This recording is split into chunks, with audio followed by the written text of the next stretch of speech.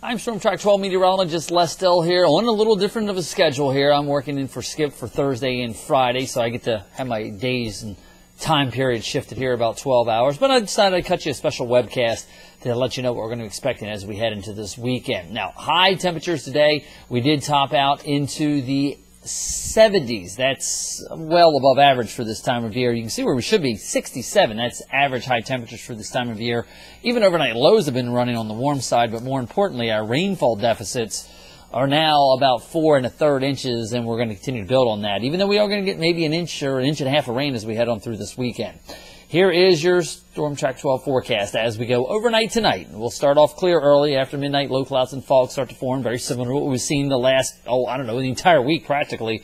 Overnight lows in the upper 50s and low 60s. Then heading through the day tomorrow, mainly sunny skies, an isolated shower or thunder shower possibly developing along the sea breeze front. But look at highs. 82 to 86 yet, running almost 20 degrees above normal for this time of year. Unfortunately, that's not going to last, though, as we are going to be tracking the potential for some strong thunderstorms into the neighborhood. If you are going to be outdoors tomorrow on Friday, make sure you do put on the sunblock. You could get a sunburn relatively quickly with the fairly strong March sun that we have, and I wouldn't say a dry atmosphere, but you're going to see a lot of sunshine out there. Now, as we go into the weekend, cold front's going to be pressing into the area. Showers and gusty thunderstorms is what we are looking at for the potential for some severe weather in the afternoon hours on Saturday, and maybe even some hail and heavy downpours as we head through the day on Sunday as well.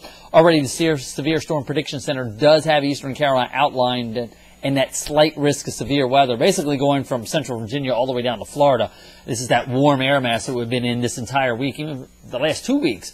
That's finally going to get a cold front coming into the area here in fairly good fashion, too. This is the same storm system that we have been tracking pretty much the last week as it came in through California, slowly worked through the desert southwest. It's been stuck into central plains and the Tennessee Valley. You can see the big windup of the storms now over Kansas City, headed up in towards Ohio and Iowa and Illinois, and this rich feed of moisture coming out of the Gulf of Mexico, and that is going to be something we are going to be watching as we head on into the weekend. Now, this is what it looks like at the jet stream level, that big swirl sitting back there in the center portion of the United States. That's a pocket of cold air, if you will, and as a result, that is going to come eastbound. The upper level ridge does remain over us as we head in through the day tomorrow, and as it finally crests east of us, we are going to see those southwesterly winds really kick in, and that's why I think we're going to be looking at mid-80s for inland spots, even mid-70s at the beaches, just because surf temps are running in the mid-60s. Again, well above average for this time of year.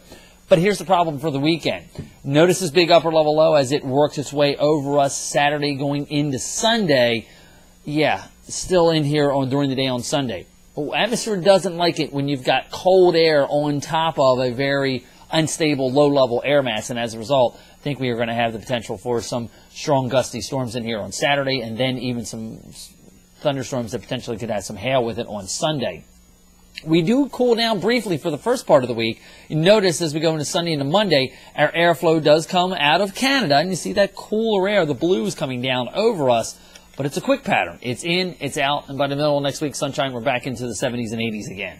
Here's what Storm Track 12 Futurecast looks like. Again, low clouds and fog to deal with overnight tonight. Maybe a brief shower along the coastal section, especially the Outer Banks. Lots of sunshine around for the day tomorrow. The main front still well off towards our west, and then that does march eastbound as we go in through tomorrow night into Saturday. Notice Futurecast showing you here our winds go more northeasterly, bringing that moisture in, and yet also keeping us on the cooler side of things once the storm system does go by as we head into Sunday. Again, we're going to alert you to the potential for some severe weather in here later in Saturday afternoon, and especially even lasting in through Sunday, as we do have the potential for some small hail in here. The upper level low really doesn't exit off the coast until early Monday morning, so I think we may start Monday with some scattered showers around. There's a shot of cooler air coming in as we gradually clear out for later Monday afternoon, and we'll be looking at temperatures, as I mentioned, by the middle of next week, quickly rebounding into the 70s. So I'm Storm Track 12 meteorologist Les Still. Again, this is something new we've been trying here on our WCTI Facebook fan page. Check us out. Again, I'm in for Skip the next couple nights, and Tori will be in for me this morning and yesterday morning. Tomorrow morning, that is. I'm Storm Track 12 meteorologist Les Still.